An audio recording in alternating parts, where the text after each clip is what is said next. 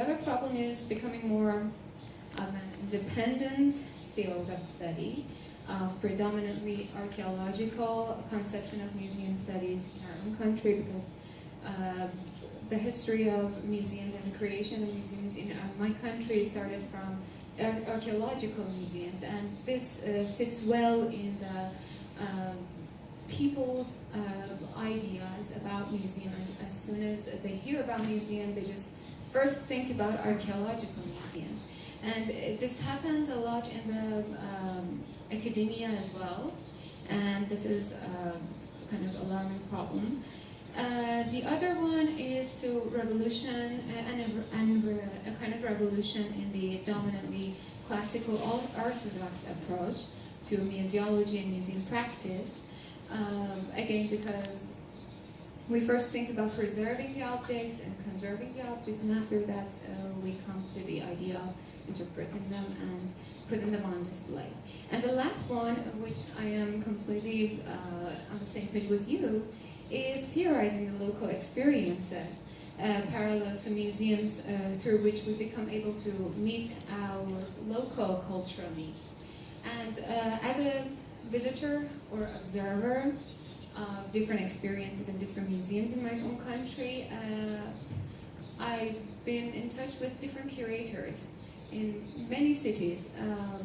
An example of which is the Museum of Puppets and Games in Kashan, which was awarded the best museum of the year in ICOM, Iran ICOM, last year. And the curator of the museum has no exact educational experience of museology himself, but as I was talking to him a couple of months ago, he was going through a very successful experience which comes to involve people, the visitors, in his museum.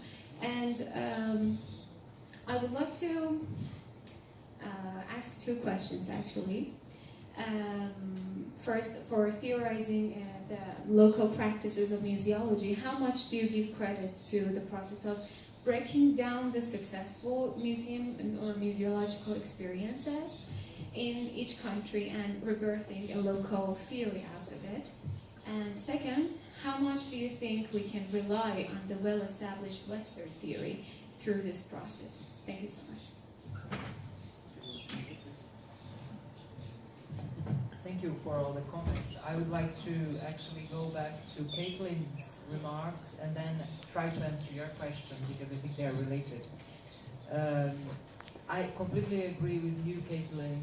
I do believe that museology shouldn't be a normative discipline to tell us how to work in museums and how to establish standards, but to be a real analytical and reflexive discipline. And I think a lot about that, so I really like that you put that question here. But the problem is that we are not there yet, as you can see through various notions of museology that we have.